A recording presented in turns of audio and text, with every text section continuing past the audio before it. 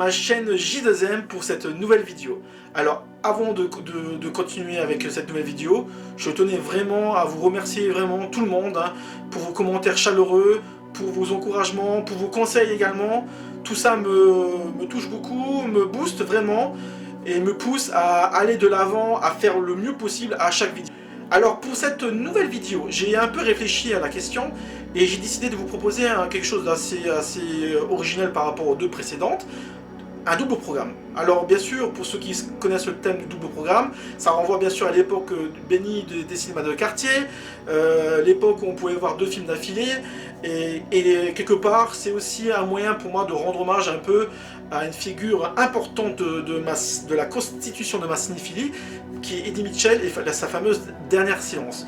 Aujourd'hui donc, je vais vous présenter La Galaxie de la Terreur de Bruce D. Clark, et la semaine prochaine, je vous propose donc le fameux Mutant, Forbidden World de Alan Holzman. Donc voilà, pourquoi ces deux films-là?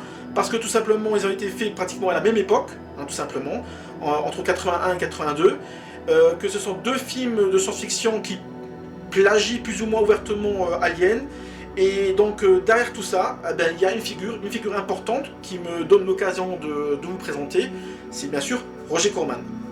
Alors pour moi, Roger Corman, c'est clairement une des figures majeures, vraiment majeures des années 50 et 60. Il a œuvré, on va dire, dans tous les genres, aussi bien le film de gangster, comme Mitraille Kelly avec Charles Bronson, il a le fait Al Capone. Il a également travaillé sur des films de bikers, comme Les Onges Sauvages, avec Peter Fonda. Dans les années 50, il avait déjà touché à la science-fiction, c'est important parce que c'est un peu le sujet de ma vidéo. Donc il avait fait toute une série de films de petit budget, microscopiques, de série Z, L'attaque des crabes géants, La femme guêpe, La dernière femme sur la Terre, etc. etc. It Conquered the World, donc c'est pas ça qui est manqué. Son œuvre de gloire, j'ai envie de dire, c'est les films, c'est les adaptations de films de Edgar Poe, avec plusieurs films très importants, donc La chute de la maison Usher par exemple, La chambre des tortures, La tombe Ligia, Le masque de la mort rouge, voilà, il avait fait encore d'autres films d'horreur. Bon, je vais pas rentrer dans les détails, c'est pas lui le sujet vraiment. Alors ce qui est intéressant avec lui, c'est que dans les années 70, il met un peu de côté sa carrière de metteur en scène pour se concentrer avant tout sur une nouvelle carrière de producteur de petit budget. Alors comme vous le savez, la fabrication d'un film c'est quelque chose d'assez aléatoire, souvent c'est très opportuniste, on va dire que les producteurs sentent un peu le contexte du marché, et donc lorsqu'un succès émerge, on voit très souvent, c'est très le cas encore aujourd'hui maintenant, une série de films, des productions bâtardes qui se mettent en place, ce qu'on appelle un filon, voilà, tout simplement. Or, à cette époque, le maître de cette production un peu bâtarde, de films kitsch, de films bis, de série B, c'est bien Roger Corman lui-même. Donc, dans les années 80, alors ce qu'il faut retenir dans les années 80, c'est que le genre majeur des années 80, c'est la science-fiction.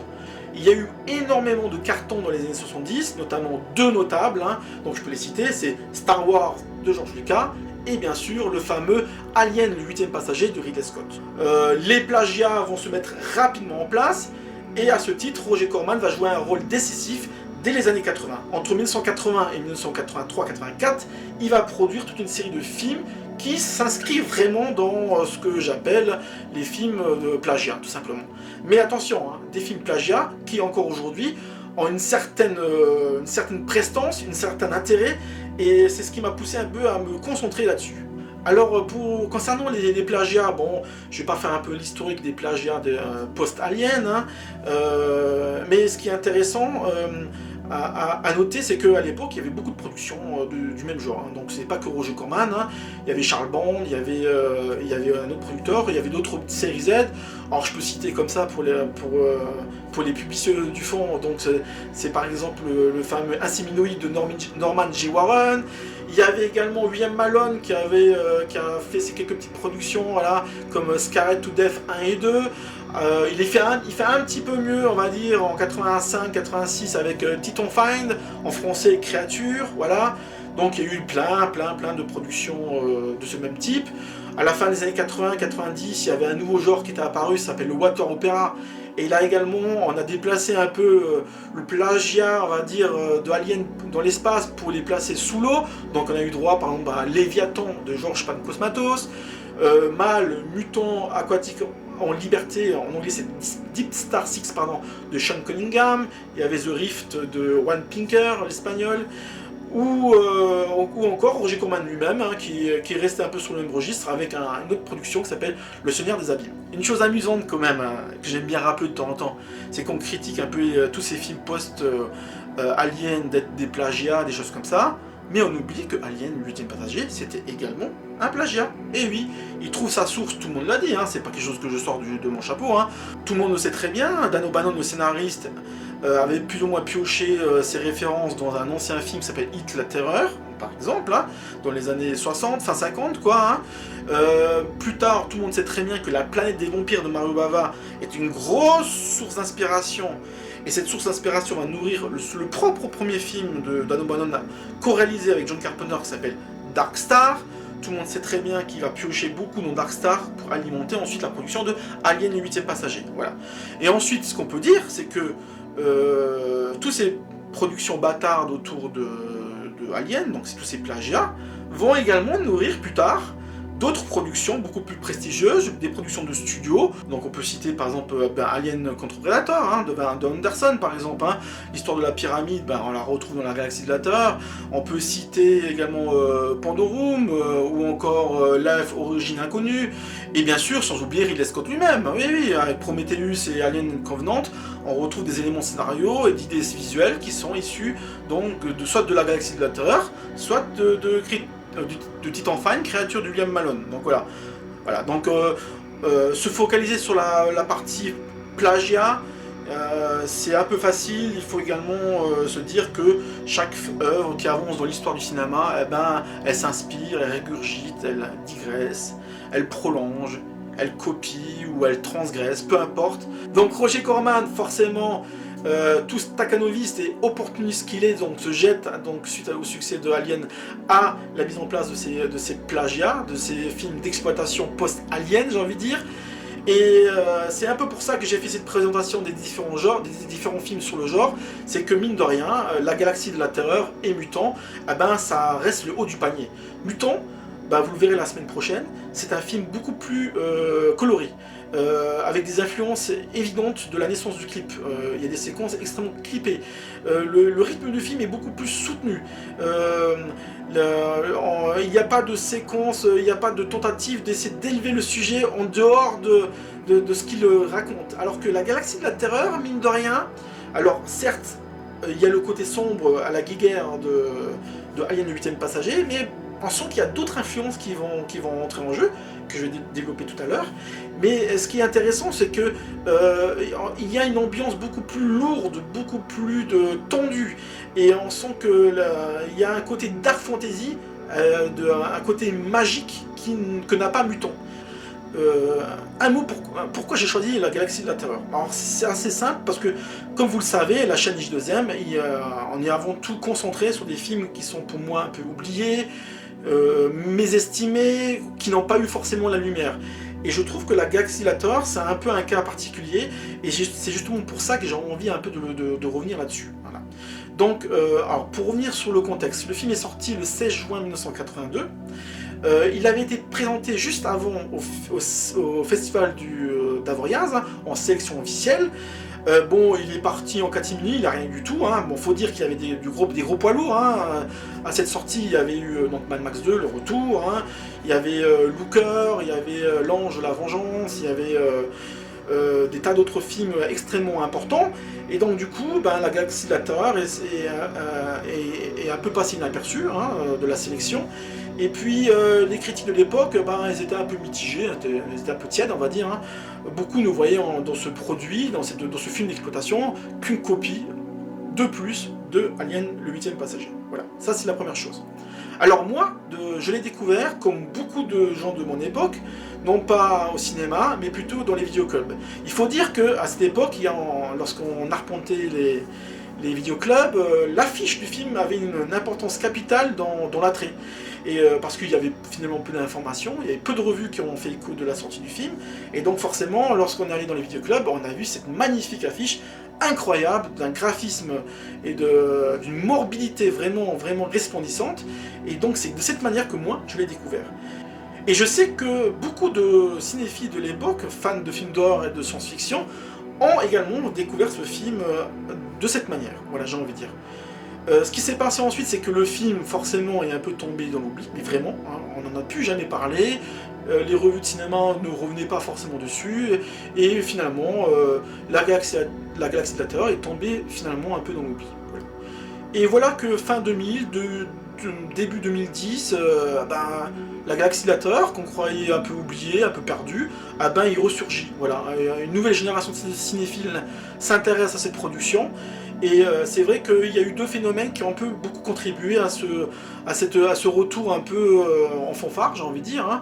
Donc la première, fin 2000, début 2010, c'est le revival de la nostalgie. Hein.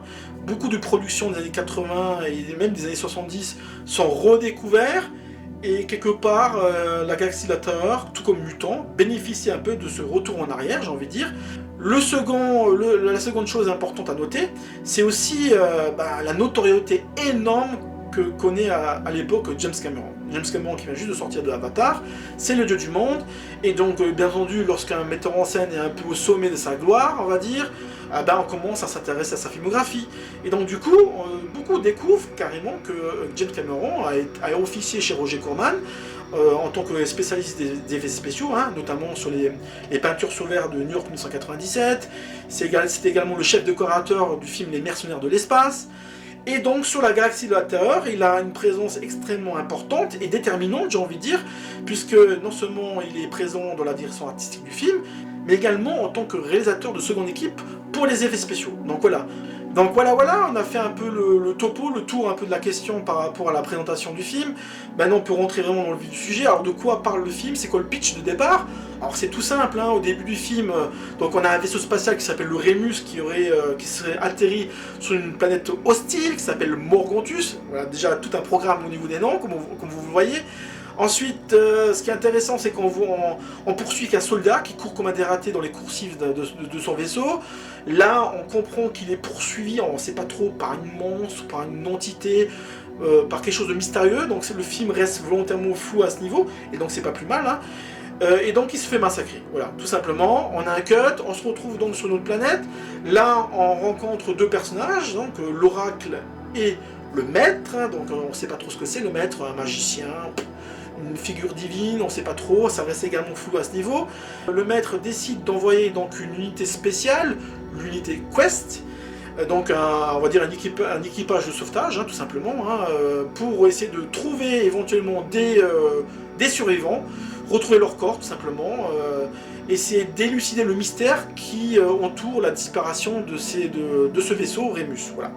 Donc très rapidement on se retrouve dans l'équipage. Là le metteur en scène, donc Bruce déclare que ne fait pas trop dans la dentelle. On a donc un échantillonnage de différents personnages, tous plus loufoques les uns des autres. Donc voilà, bon, on a un cuistot, on a une sorte de médium qui bien entendu ne devine jamais rien. On a donc le chef de guerre qui est un peu psychotique sur les bords. On a un autre personnage qui ne jure que par des genres de cristal en forme de couteau. Voilà. Bon voilà, toute une série de personnages extrêmement rigolos et loufoques. Hein. On va faire un petit topo également sur le casting, parce que finalement, bon, il n'y a pas de star, hein, c'est des figures un peu oubliées la plupart. Mais quand même, c'est intéressant de noter quelques noms comme ça. Donc, on commence avec Edouard Albert, qui joue un peu le héros du film, quoi.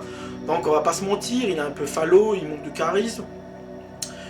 C'est un acteur qui n'a jamais vraiment percé, il s'était fait repérer dans les années 70 dans des seconds rôles de genoux, quoi. On l'avait vu dans la bataille du Midway, par exemple, ou dans la théorie des dominos. Donc voilà, il a une carrière un peu de télévision, surtout.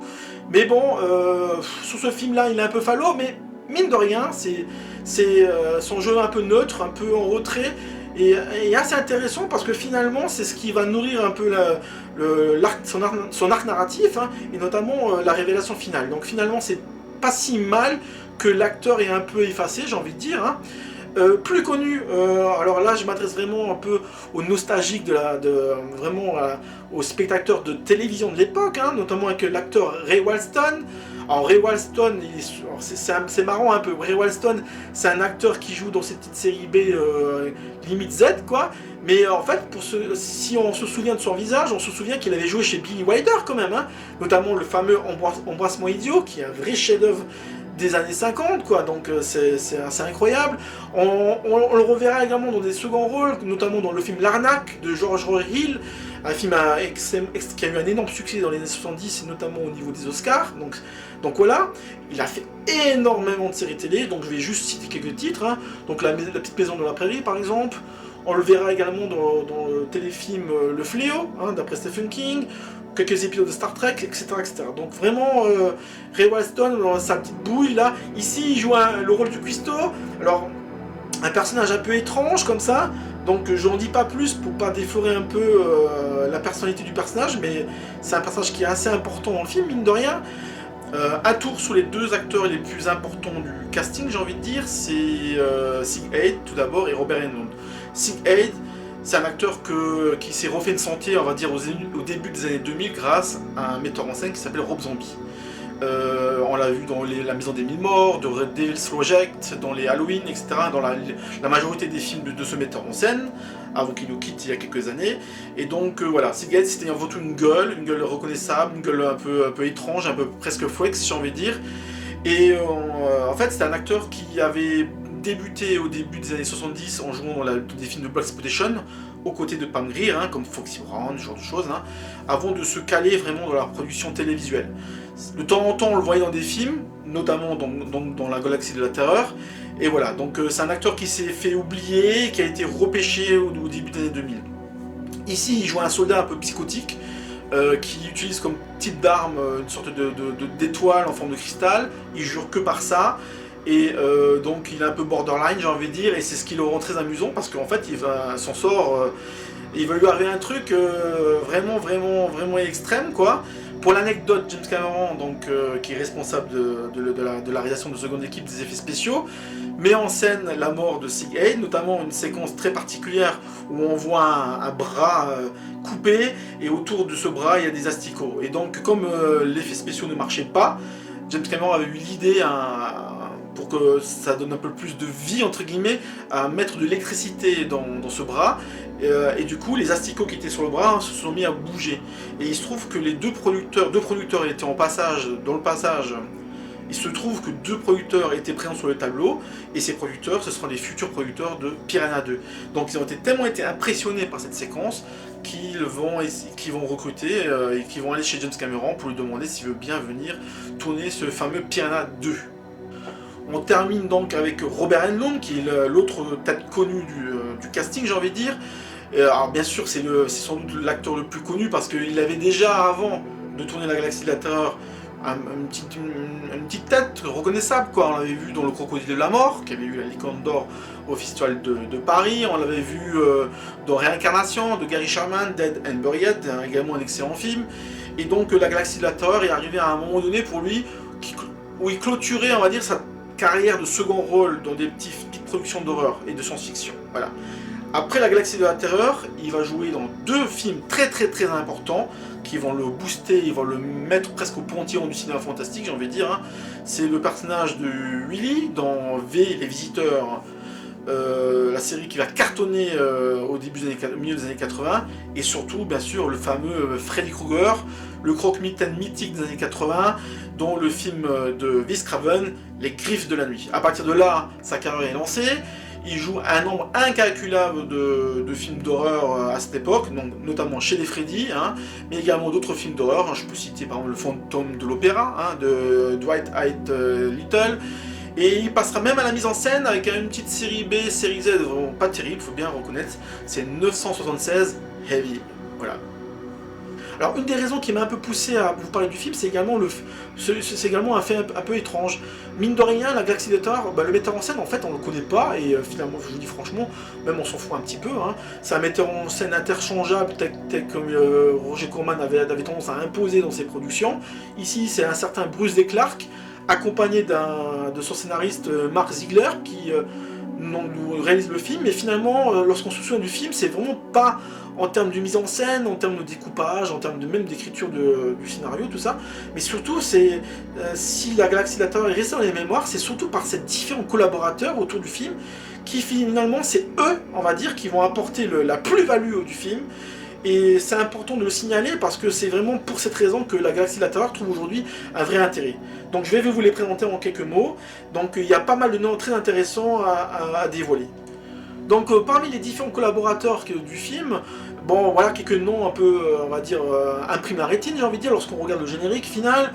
Donc un des noms qui vient tout de suite à l'esprit, c'est William Stutt. Donc William Stutt, le storyboard, le concepteur designer du film, quoi. Alors c'est intéressant parce que bon, il avait déjà une certaine réputation à l'époque, il avait travaillé sur Les Aventuriers de l'Âge perdu, il avait travaillé sur Conan le Barbare, il avait également travaillé sur la série Buck Rogers, hein, donc voilà, dans les années 70, et tout au long des années 80, on va retrouver ce nom, cette figure importante dans la conception visuelle, le storyboard, des choses comme ça, sur plein de productions.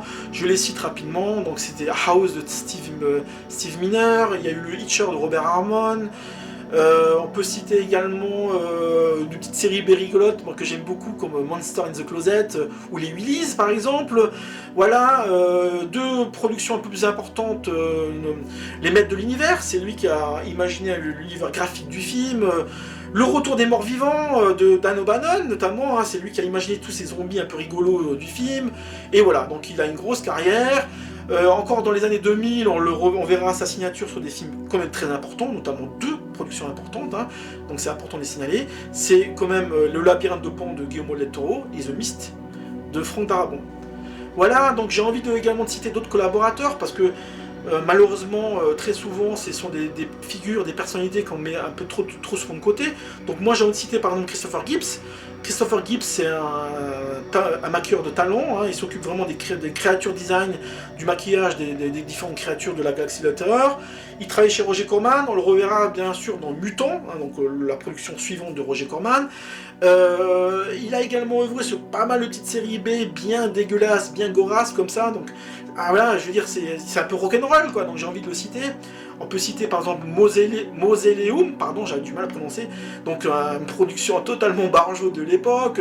Il y a le fameux Scalp également, qui est bien gore aussi.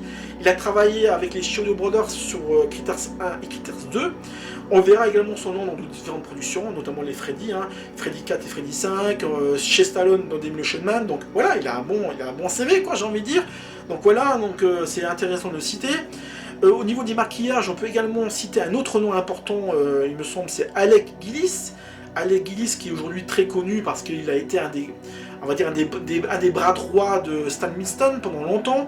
Et donc ce qui est intéressant, c'est que ce monsieur travaillera très souvent avec James Cameron, notamment sur Alien 2 le retour, hein, donc voilà, c'est pas rien, sur Abby, sur Terminator 1 et Terminator 2. Donc voilà, c'est une figure également importante. Il a fait des maquillages sur des tas de films extrêmement plaisants chez Stan Winston, notamment Puccini, le démon d'Halloween, Futur immédiat. C'est également lui le responsable des effets spéciaux du film Tremors par exemple.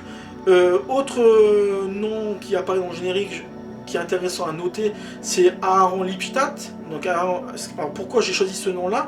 Parce qu'en fait, c'est lui qui va réaliser la production suivante de Roger Corman, qui s'appelle Android, et qui était une petite production de science-fiction extrêmement inventive, extrêmement amusante. Donc voilà, je pourrais en parler également sur ma chaîne. Il n'a pas fait grand chose ensuite, il s'est surtout focalisé sur des séries télé. C'est un gros metteur en scène de séries télé des années 80-90.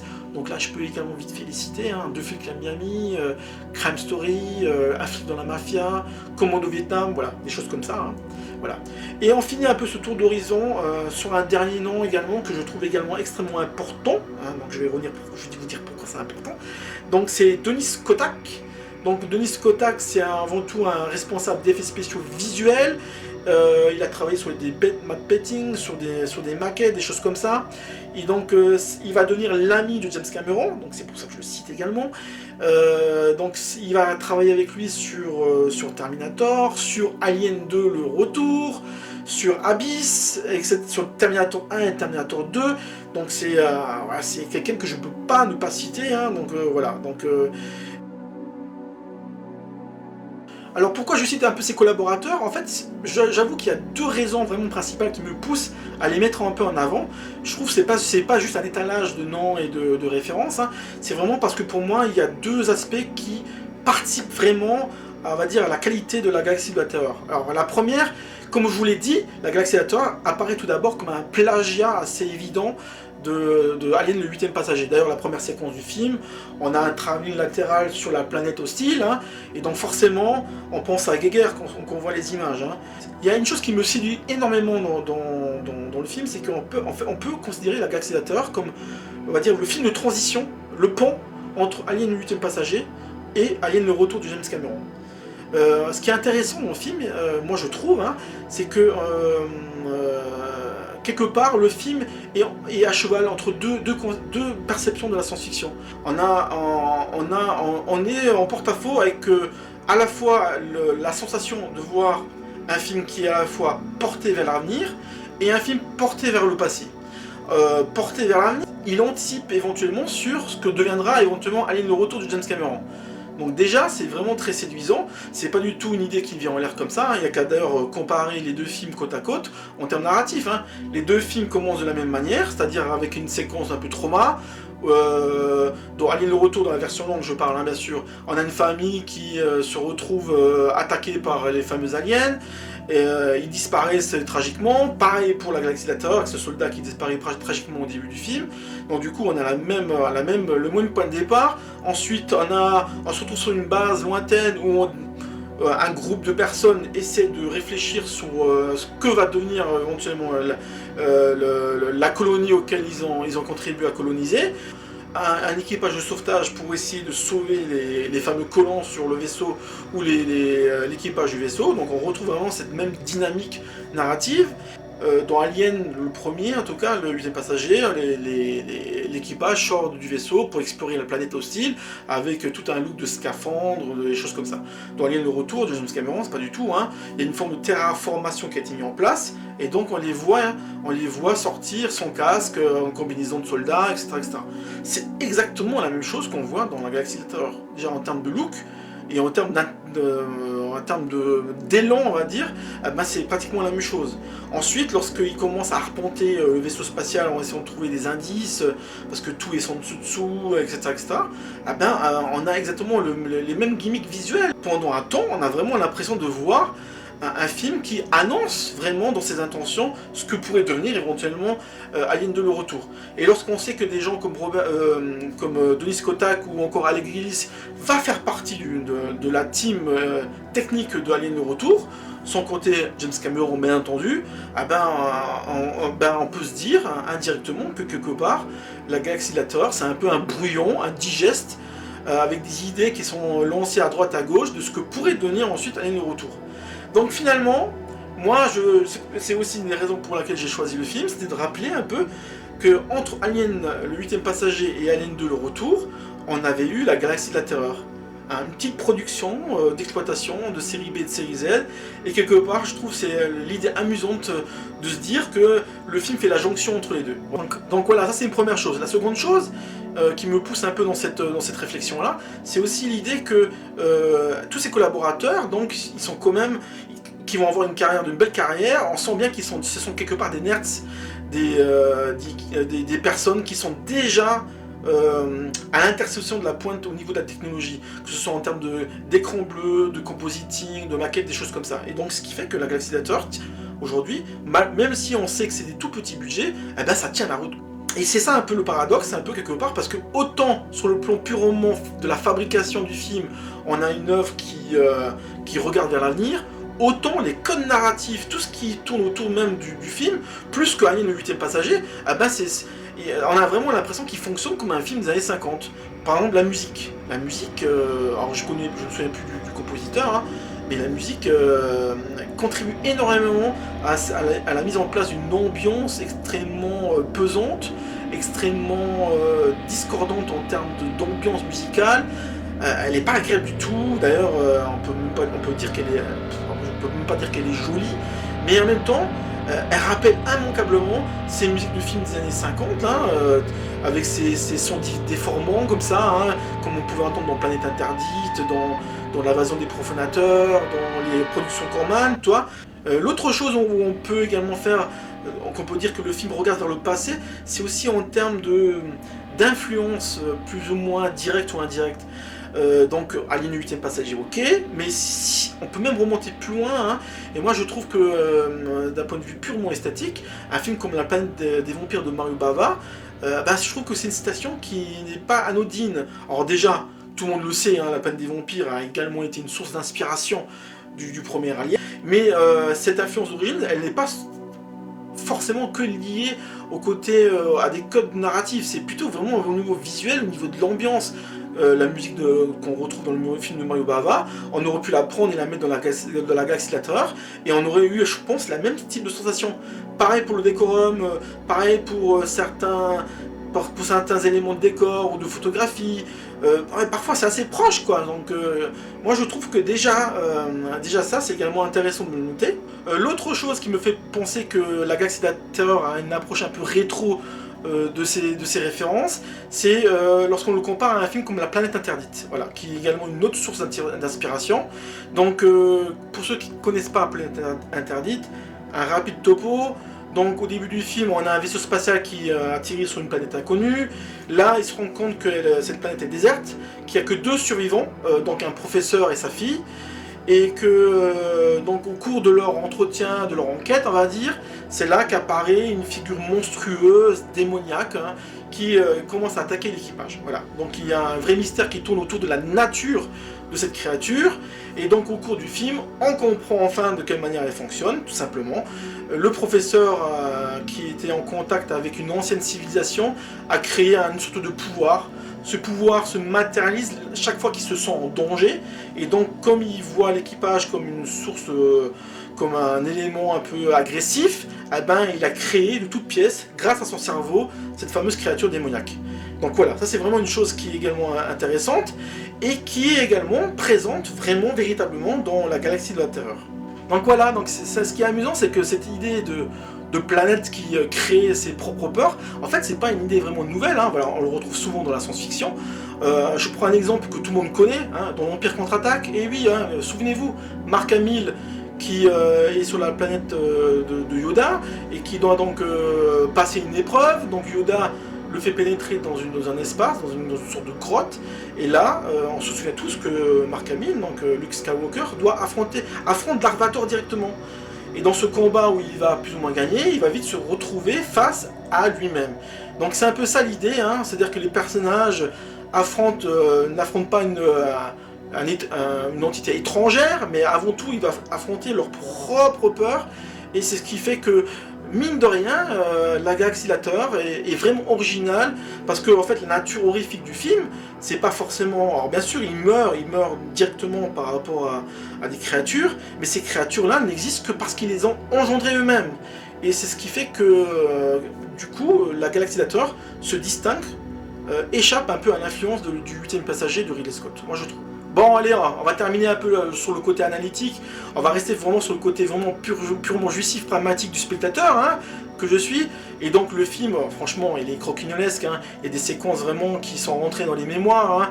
Alors je vais citer 2 séquences, parce que je trouve que finalement, ce que j'ai pas encore assez dit, c'est que le film finalement est extrêmement gore, ça soigne, ça grouille, il y a des vers qui sucent le sang, il y a des vers qui sucent la vie, il y a des séquences vraiment cracra et crados, quoi, j'ai envie de dire, hein. Alors juste 2 petites séquences pour vous donner peut-être envie un peu de voir le film. Et la séquence où j'ai plus ou moins dit tout à l'heure, Tati O'Connell se retrouve confrontée à un asticot géant. Ah ben là, je peux vous dire qu'on n'est pas prêt d'oublier cette séquence, hein, parce qu'elle est extrêmement choc. Et bien sûr, on peut dire que l'asticot, oui, il est un peu polisson, quoi, j'ai envie de dire, hein. Donc c'est un peu les joies du cinéma d'exploitation. Une autre séquence qui est extrêmement amusante, bon il y en a plusieurs, mais celle-ci est également très drôle, c'est la séquence où le personnage du médium, donc qui n'arrive jamais à deviner quelque chose, Donc elle a une peur, panique dès qu'elle se rentre dans un genre de tunnel, et c'est précisément de cette manière qu'elle va se faire un peu dézinguer, et des sortes de lianes, on ne sait pas trop ce que c'est, qui la chope, qui la prend dans tous les sens, hein. Un peu comme dans Evil Dead, là, tu sais, quand le personnage se fait prendre les bras, les jambes, machin. Et là, dans le film, on a une séquence extrêmement crados où on a tout qui est broyé, on entend les os, là, les boyaux qui sortent, et puis ça finit par une explosion de crâne magistrale, quoi. Bon, voilà.